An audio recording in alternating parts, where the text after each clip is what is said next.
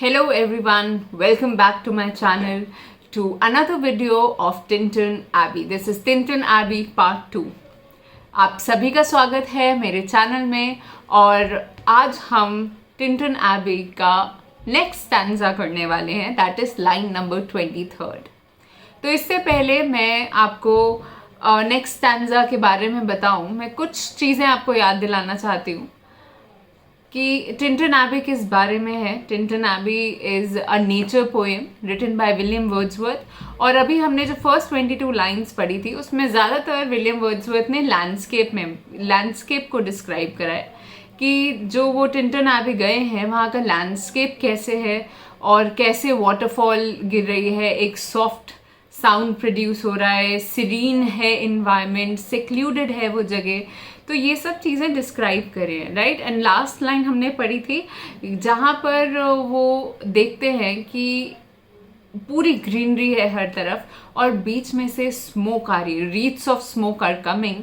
और ये wreaths of smoke को इमेजिन करते हैं कि या तो कोई वैग्रेंट या तो कोई होमलेस होगा जो इधर उधर घूम रहा होगा, या फिर हो सकता है कि कोई हर्मिट की केव है वहाँ और वहाँ से ये स्मोक प्रोड्यूस हो रही है। तो यहाँ पर हमारा फर्स्ट स्टैंजा ख़त्म होता है। सेकंड स्टैंजा हमारा शुरू होता है, These beauteous forms through a long absence have not been to me as is a landscape to a blind man's eye। तो ये जो ब्यूटियस फॉर्म्स हैं, व्हाट ब्यूटियस फॉर्म, ये जो सीनरी है जो मैं देख रहा हूँ अपने सामने, थ्रू अ लॉन्ग एब्सेंस। ये कौन सी एब्सेंस की बात कर रहे हैं? ये वो 5 साल पहले जब आए थे और उसके बाद जो 5 साल बीत गए हैं, ये उस एब्सेंस की बात कर रहे हैं। तो ये कह रहे हैं कि ऐसा नहीं है कि इन जो 5 साल में ये जो लैंडस्केप है वो मेरे दिमाग से चला गया था, ऐसा बिल्कुल नहीं है। But oft in lonely rooms and mid the डिन, बट ऑफ्ट मतलब ऑफन, इन लोनली रूम्स, लोनली मतलब क्या, अकेलेपन में, जब भी मैं अकेला होता हूँ, अकेलेपन में होता हूँ। एंड मिड द डिन, मिड मतलब अमिड्स, इन बिटवीन, द डिन मतलब लाउड नॉइज, अनप्लेजेंट नॉइज। और अनप्लेजेंट नॉइज का यहाँ क्या रेफरेंस है? दुनिया का शोर शराबा। और एक और रेफरेंस है मिड द डिन का जो कि फ्रेंच रेवोल्यूशन का है, क्योंकि ये पोएम जिस टाइम लिखी गई उस टाइम पे फ्रेंच रेवोल्यूशन हुई थी और obviously revolution is not something which is peaceful. तो इसलिए मिड द डिन, इतने शोर में, इतनी टेंशन में, इतनी लोनलीनेस में, of towns and city, mid the din of towns and city, towns और सिटी की इतनी हसल बसल, इतनी आवाज़ों में, I have owed to them, I have owed to them, them कौन? Nature, to this place Tintern Abbey in hours of weariness. जब भी मैं थक जाता हूँ, वेरीनेस मतलब tiredness, sensation sweet felt in the blood, जब भी मैं थक जाता हूँ, मैं लोनली होता हूँ, मैं सोचता हूँ उस सीन के बारे में और क्या होता है, और वो स्वीट सेंसेशंस मुझे मेरे खून में महसूस होती हैं। Felt in the blood, I feel the beautiful sensations in my blood because nature is a healer. This is a very important concept that William Wordsworth talks about, that how nature is a healer, nature is a nurse, how it makes us recover from these noises, from confusions of life. So I'll read the line again. I have owed to them in hours of weariness sensations sweet, felt in the blood and felt along the heart and passing even into my purer mind। तो जब भी मैं lonely होता था, परेशान होता था, मैं इस सीनरी को री इमेजिन करता था और उससे क्या हुआ कि मेरे खून में मुझे स्वीट सेंसेशंस आते थे।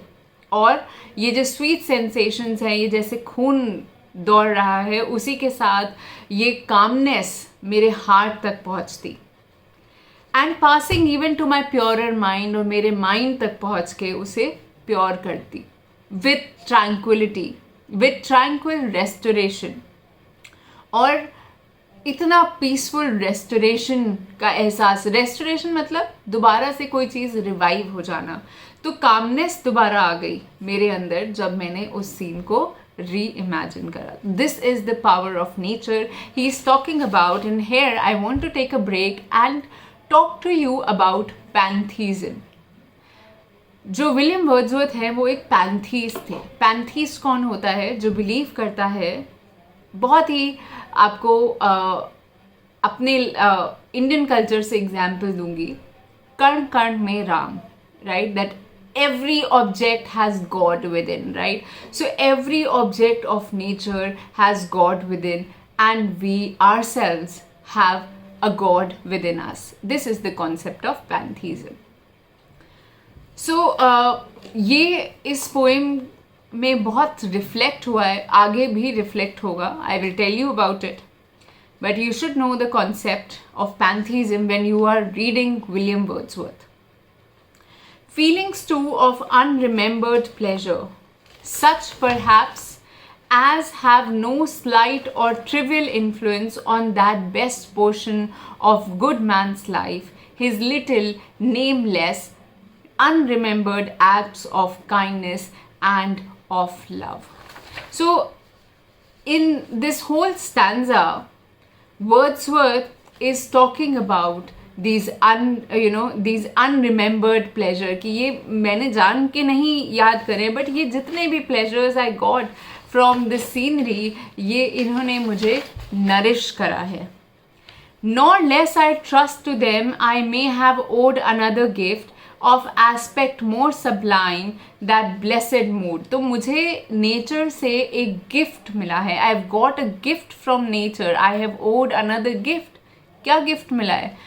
Of more aspect more sublime, that blessed mood, in which the burden of mystery, in which the heavy and weary weight of all this unintelligible world is lightened. तो मुझे एक गिफ्ट मिला है nature से कि जब भी मैं नेचर के बारे में सोचता हूँ, मैं अपने आप को अनहैप्पीनेस से हैप्पीनेस की तरफ एलिवेट कर लेता हूँ. I elevate myself from unhappiness to happiness. This is the sublime, this is the pure, this is a gift of nature to me, in which the affections gently lead us on until the breath of this corporeal frame. और ये जो pleasures जो nature ने मुझे दिए हैं, this will remain till my death, till this body is with me. Corporeal मतलब body से रिलेटेड. कॉर्प्स कहते हैं ना, बॉडी होता है.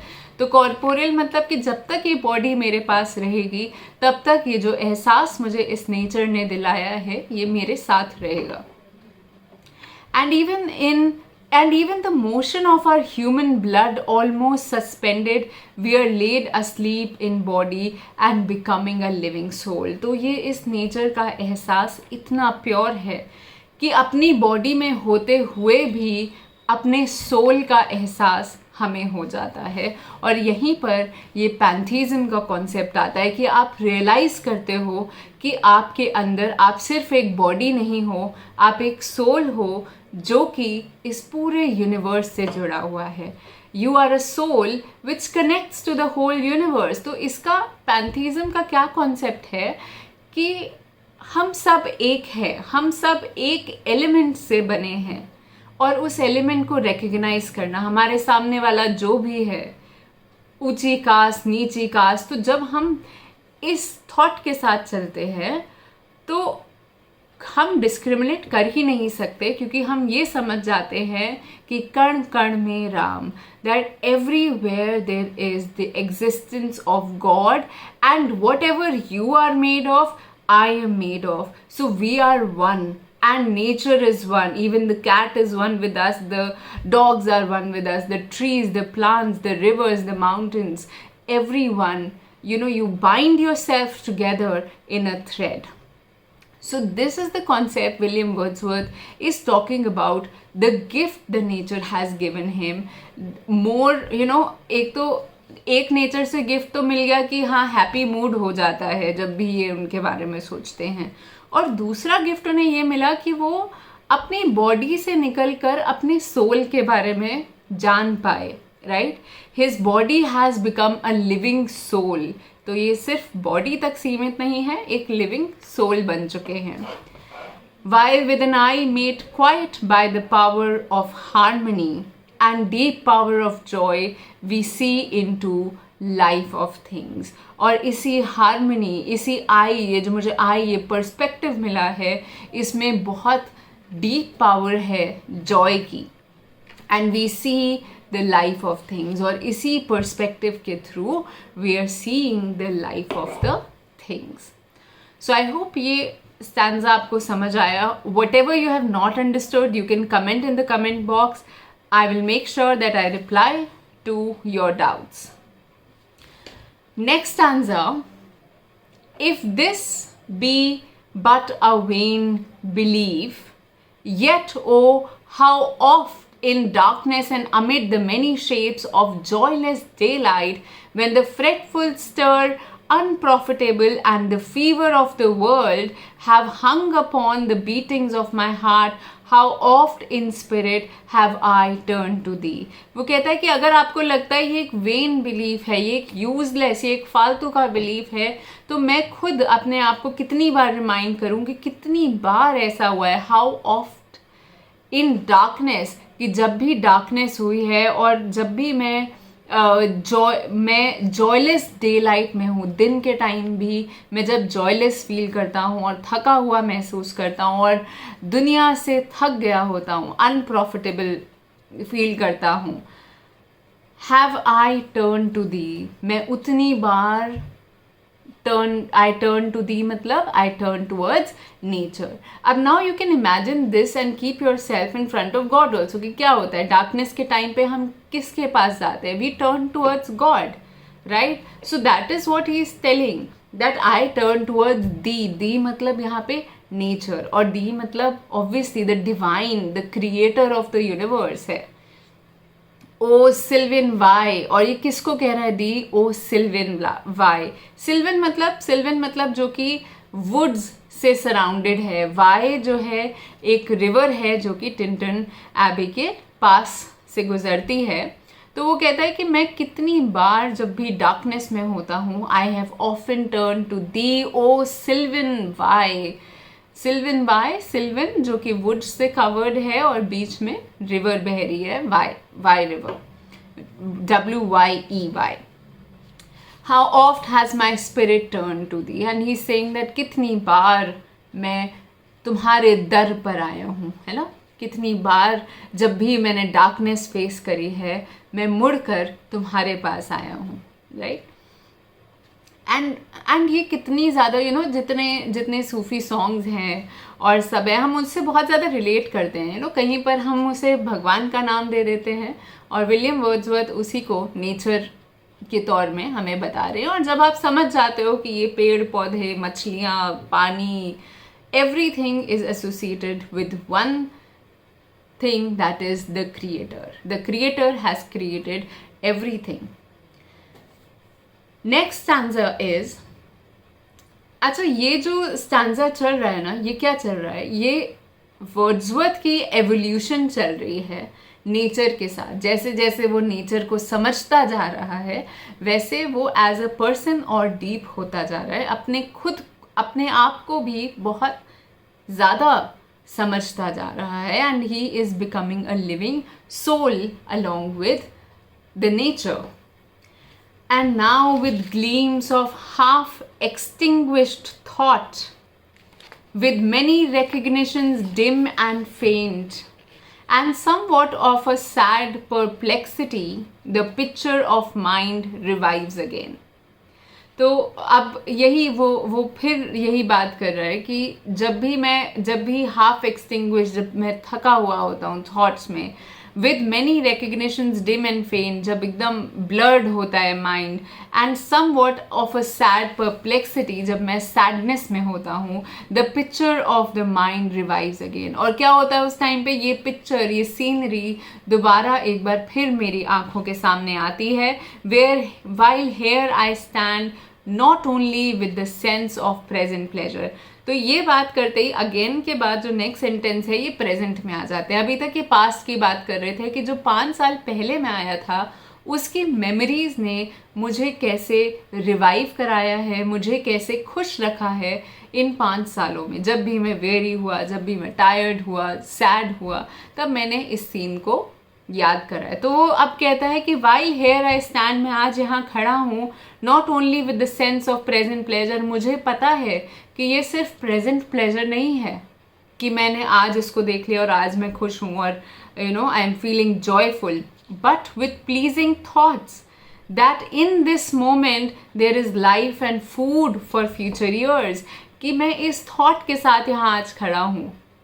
एक तो ये प्रेजेंट थॉट है कि कि इतने ब्यूटीफुल सीन है, मैं सामने खड़ा हूँ, और इस थॉट के साथ एक और प्लेजेंट थॉट है कि आज के इस दिन में मेरे फ्यूचर के लिए, मेरे फ्यूचर ईयर्स के लिए लाइफ एंड फूड है. कैसे कि मैं आज के दिन को याद करके अपने आप को रिवाइव कर पाऊँगा. Whenever I feel sad, I will remember this day and I will revive myself. I will turn back to nature again. And so I dare to hope, though change no doubt, from what I was when first I came among these hills. ये सबसे important, most important line है Wordsworth की Tintern AB में, जब वो कहता है कि जब मैं पहली बार इस नेचर में आया था, जब मैं पहली बार टिंटन एबी आया था, तो मेरे थॉट्स अलग थे.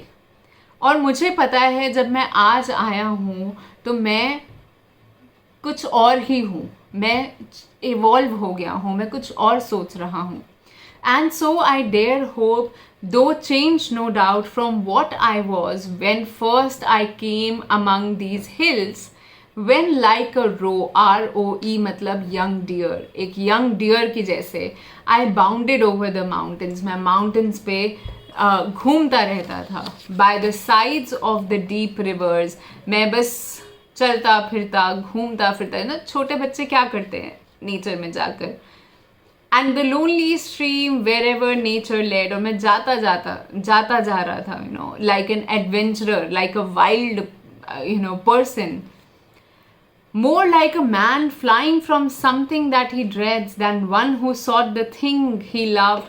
For nature then the coarser pleasures of my boyish day and the glad animal movements all gone by. तो उस वक्त क्या था, उस वक्त नेचर मेरे लिए एक कोर्सर प्लेजर था. कोर्सर मतलब रफ, कोर्सर मतलब वाइल्ड, एक वाइल्ड एडवेंचर प्लेजर था.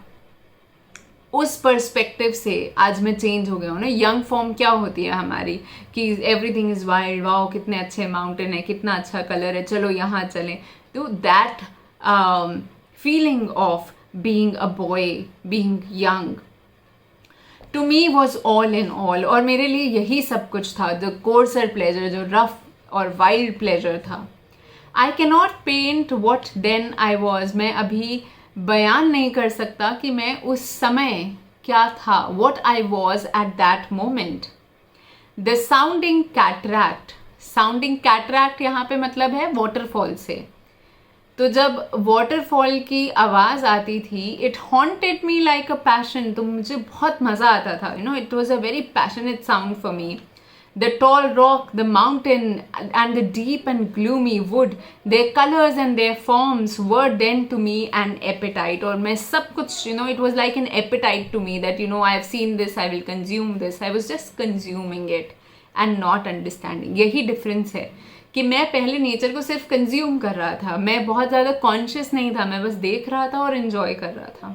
बट जब मैं आज आया हूँ तो आज मैं चेंज्ड हूँ. वो भी वर्ड्सवर्थ बताएंगे कि कैसे.